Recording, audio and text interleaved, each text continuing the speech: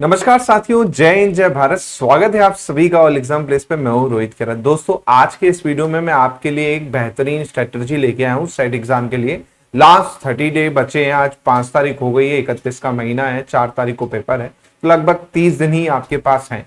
इन 30 दिन का सटीक टाइम टेबल मैं आपके लिए लेके आया हूं। पेपर 1 को आपको कैसे करना है, पेपर 2 के लिए आपको क्या करना है, कितना सेफ साइड आपको रखना है और कौन कौन से टॉपिक आपको पढ़ने, पूरा इस वीडियो में आपको देखने को मिलेगा। तो शुरू से आखिरी तक इस वीडियो को देखिएगा।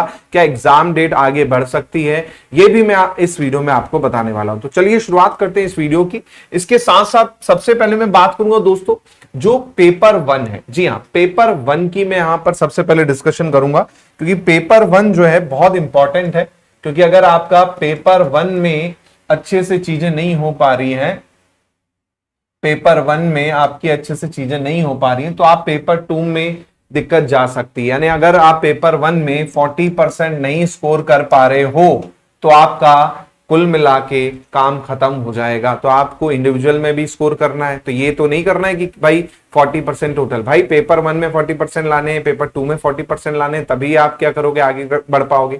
हाँ ना, तो हमें दोनों पेपर पे ध्यान देना है। तो अभी मैं पेपर 1 की आपको क्या कर देता हूं, यहां पर स्ट्रेटजी बता देता हूं, कौन कौन से टॉपिक कब कब पढ़ने हैं, किस हिसाब से पढ़ने हैं। क्योंकि पेपर 1 में आप आराम से 80 से 90 मार्क्स स्कोर कर सकते हैं। यानी 40 to 45 क्वेश्चंस, जी हां, 40 से 45 क्वेश्चन आसान तरीके से सॉल्व कर सकते हैं। कौन कौन से टॉपिक है, कैसे पढ़ना है, पूरा मैं बताऊंगा।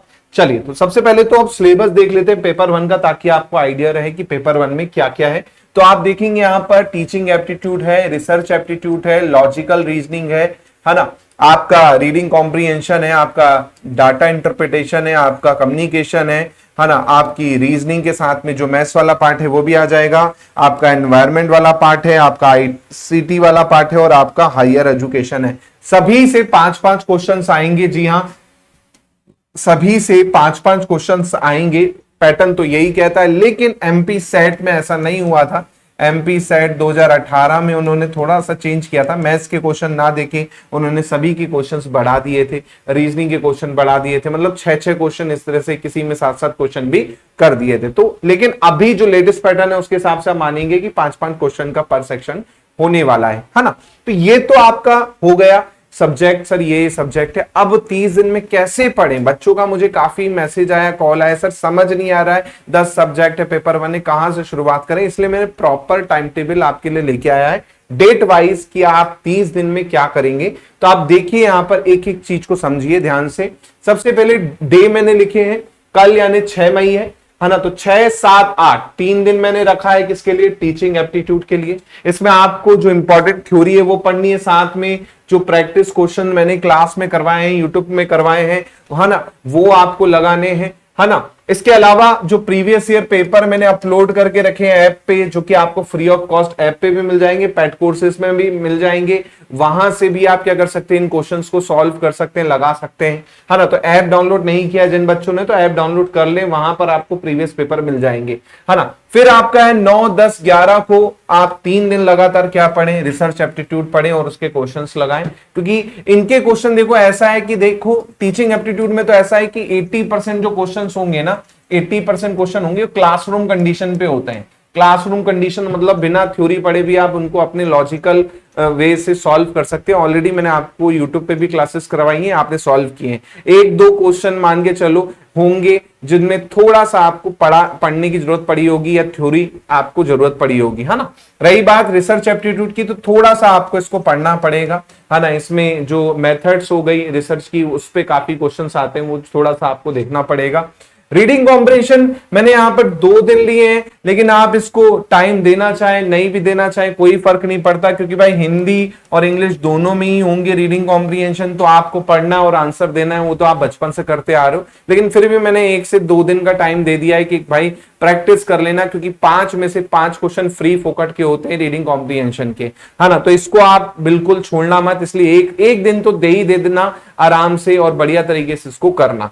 फिर आता है 14 और 15 मई को कम्युनिकेशन। देखो कम्युनिकेशन का सिलेबस ज्यादा बड़ा नहीं है, टाइप ऑफ कम्युनिकेशन हो गया, मास मीडिया हो गया, बैरियर हो गए, है ना। ये इंपॉर्टेंट टॉपिक है जिनसे क्वेश्चन बनते हैं, है ना। और ज्यादा है भी नहीं और कमी है, 20 से 30 पेजेस हार्डली इसकी थ्योरी होगी, वो एक बार आप रीड कर लोगे अपने आप पूरा कॉन्सेप्ट समझ आ जाएगा, कुछ भी नहीं है। बाकी मेरे यूट्यूब पे क्लासेस तो आपको मिलेंगे ही, वीडियो भी अभी मैं लेके आ रहा हूँ, वीडियो सीरीज भी, वो भी आपको देखने को मिलेंगी, है ना। तो ये करना है। फिर आपकी 16, 17, 18 जिसमें मैथ्स प्लस रीजनिंग अपन को करनी है ना। मैथ्स प्लस रीजनिंग जिसमें लॉजिकल पार्ट के लिए मैंने अलग से टाइम रखा है। मैथ्स प्लस रीजनिंग, मैथ्स के कुछ टॉपिक हैं, परसेंटेज हो गया, प्रॉफिट लॉस हो गया, इनको थोड़ा सा आप देखिएगा, है ना। और रीजनिंग में कोडिंग, डिकोडिंग, नंबर सीरीज हो गई, ये टॉपिक जिससे ज्यादातर क्वेश्चन एमपी सेट में पूछे गए थे 2017 में, 18 में, वो ज्यादा फोकस कीजिएगा। फिर आएगा 19-20 जिसमें आपको लॉजिकल रीजनिंग करना है। लॉजिकल में खासकर स्लोजिज्म, सबसे ज्यादा क्वेश्चन आपको स्लोजिज्म से ही पूछे गए थे, बाकी टॉपिक से तो नहीं पूछा गया, लेकिन पढ़ लीजिएगा। स्लोजिज्म अच्छे से करना है अपने को, स्लोजिज्म से ज्यादा क्वेश्चन आपको देखने को मिलते हैं, वो आपको अच्छे से करना है। फिर 21 और 22 मई को आपका डीआई आएगा। डीआई के लिए आपको एक बार आपने पढ़ लिया क्या, परसेंटेज पढ़ लिया, एवरेज पढ़ लिया, रेशियो पढ़ लिया, जोड़ घटाना आता है। एक बार आपने कोई भी डीआई का एक टाइप आपने देख लिया, ऑलरेडी मैंने पेड लेक्चर्स में भी करवाया है, एक ही में मैंने आपको बताया था कि सेम डाटा से अलग अलग फॉर्म में क्वेश्चन कैसे बन सकते हैं, टाइप ऑफ क्वेश्चन कैसे बनते हैं, वो पूरा मैंने आपको एक्सप्लेन किया बहुत अच्छे से। तो वो भी अगर आप देख लोगे, 20 क्वेश्चन भी कर लोगे ना डीआई के, और थोड़ा सा प्रैक्टिस कर लोगे तो ये हो जाएगा। तो इसमें आप एक दिन भी देना चाहें तो दे सकते हैं, कोई दिक्कत नहीं है। बस बेसिक कॉन्सेप्ट जैसे परसेंटेज का है कि भाई किसी नंबर का परसेंट निकालना है तो कैसे निकालते हैं, है ना। किसी नंबर का परसेंट कम कितना है या ज्यादा कितना है वो कैसे निकालते हैं, तो ये सब चीजें आपको थोड़ा सा करनी पड़ेंगी। एवरेज क्या होता है भाई, एवरेज कैसे लिया जाता है ना। एवरेज कैसे लिया जाता है, रेशियो कैसे लिया जाता है, जब रेशियो का क्वेश्चन आए तो उसको जरूरी है क्या पूरा ही सॉल्व करके रेशियो लेना। तो ये सब चीजें क्या है बेसिकली आपको थोड़ा सा आनी चाहिए, इसलिए मैंने यहां पर 2 दिन का समय दिया है ताकि आप इन 2 दिनों में इनको अच्छे से कर पाओ। फिर आते हैं 23, 24, 2 दिन का समय जिसमें आईसीटी आ जाता है। तो आईसीटी में आप देखेंगे ज्यादातर क्वेश्चन जो आईसीटी के हैं वो कंप्यूटर के ही होते हैं, है ना। उसमें वो ज्यादा आईसीटी नहीं डालता, मेन कंप्यूटर पे बेस्ड क्वेश्चन सबसे ज्यादा पूछे जाते हैं कि इनपुट आपका कौन सा हार्डवेयर है, या फिर आपका इनपुट डिवाइस कौन सा है, आउटपुट डिवाइस कौन सा है, मेमोरी क्या है, फुल फॉर्म क्या है ना। फॉर एग्जांपल एसक्यूएल का फुल फॉर्म, एचटीएमएल का फुल फॉर्म, है ना। तो इस तरह की क्वेश्चंस आपको ज्यादातर देखने को मिलेंगे। तो अगर आपने कंप्यूटर पढ़ा है, कोई भी एग्जाम के लिए, हाल ही में पटवारी हुआ था तो आपने पटवारी के लिए पढ़ा होगा, तो 4 क्वेश्चन तो आप ऐसे ही बना लोगे। एक आध क्वेश्चन जो रहेगा वो लेटेस्ट टेक्नोलॉजी या आईसीटी से रिलेटेड हो सकता है, बाकी तो आपको नींद नहीं पड़ेगी। तो 2 दिन बहुत है, उससे ज्यादा नहीं है। फिर आता है एनवायरमेंट। एनवायरमेंट के लिए 25, 26 और 27 मई 3 दिन का मैंने समय यहां पर रखा है। 3 दिन में आपको एनवायरमेंट पढ़ना है, जिसमें आपका बेसिक ऑफ एनवायरमेंट पढ़ना है कि एनवायरमेंट में जो बेसिक टर्मिनोलॉजी है, इकोसिस्टम क्या होता है, बायोस्फीयर रिजर्व क्या होता है, नेशनल पार्क क्या होता है, इनके बारे में पढ़ लो, है ना।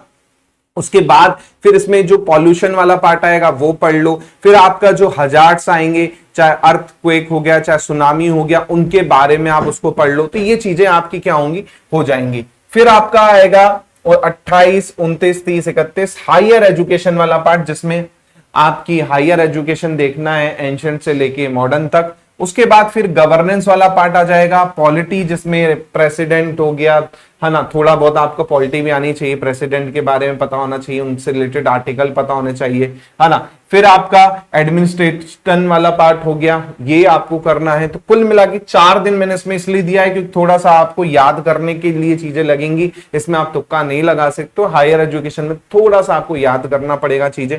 और रही बात एनवायरमेंट की, तो एनवायरमेंट के लिए अगर आपके पास बुक नहीं है तो आप एनसीईआरटी भी पढ़ लोगे, क्लास 6 से लेके 10 तक की ना, तो कवर हो जाएंगी बहुत सारी चीजें, है ना। बट ये करंट अफेयर जो रहेगा थोड़ा सा आपको ध्यान रखना पड़ेगा, जो लेटेस्ट में सबमिट हुई है ना, या कोई कन्वेंशन हुआ है, उनको थोड़ा सा आपको ध्यान रखना पड़ेगा, उस पर भी आधारित क्वेश्चन आ सकता है। ठीक है, लास्ट 1, 2, 3 जो जून का है महीना, उसमें केवल मैंने रखा है रिवीजन और प्रैक्टिस। जी हाँ, आपको प्रैक्टिस करनी है 1 आवर डेली, मतलब आपको एक सेट लगाना है पूरा का पूरा आपके पेपर 1 का, जिससे आप पूरा का पूरा चीजें कर पाएंगे, है ना। तो पेपर 1 का डेली टेस्ट लगा लो 1 घंटा और निकाल के, तो आपको पूरा प्रैक्टिस हो जाएगा। साथ में मेरी जो यूट्यूब क्लासेस चल रही है 8 बजे रात वाली, उसको भी अटेंड कर लीजिएगा, तो उससे भी काफी हेल्प हो जाएगी। और आखिरी के जब होंगे तो अपन एफएलटी भी करेंगे। अभी तो मैंने स्टार्ट भी किया है, 2018 का भी मैंने उसमें पेपर करवाया है।